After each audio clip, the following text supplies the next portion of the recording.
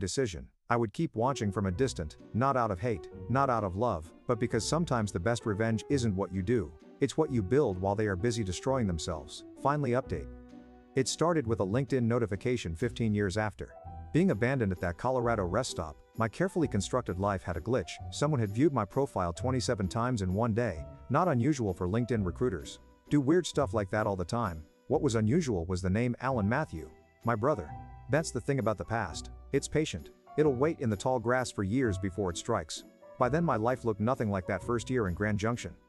Kendra had finished med school, done her residency, and now worked at a local clinic 3 days a week so she could be home with our kids. More, we had two Ellie 7 and Marcus 4. The apartment above the laundromat had given way to a modest 4-bedroom on the outskirts of town.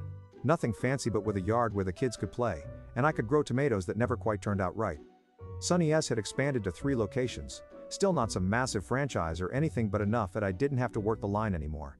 Except when someone called in sick. Geraldine had semi-retired 2 years earlier, though she still showed up unannounced to criticize the way we made her pie crust recipe. I'd made peace with my past, or so I thought. I still kept tabs on the family from a distance, but the constant checking had faded to maybe once every few months.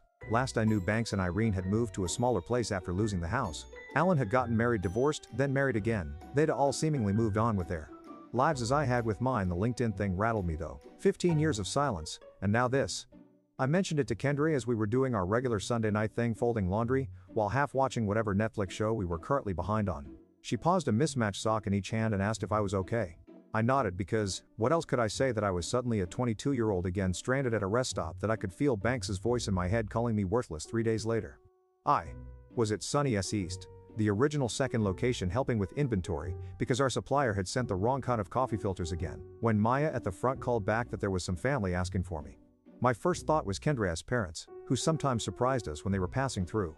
I headed out front, mental gears already shifting to how to convince them to stay for dinner. It wasn't Kendra's family. Banks looked older, grayer, his formerly imposing frame somehow shrunken. Irene's face had that pinched look that comes from years of work. Her hair dyed an unnatural shade of brown, and Alan looked like Banks had at 40, same stance, same way of taking up space. There was a woman with them. I didn't recognize, young, maybe early 20s, hanging back like she wasn't sure she belonged at this moment.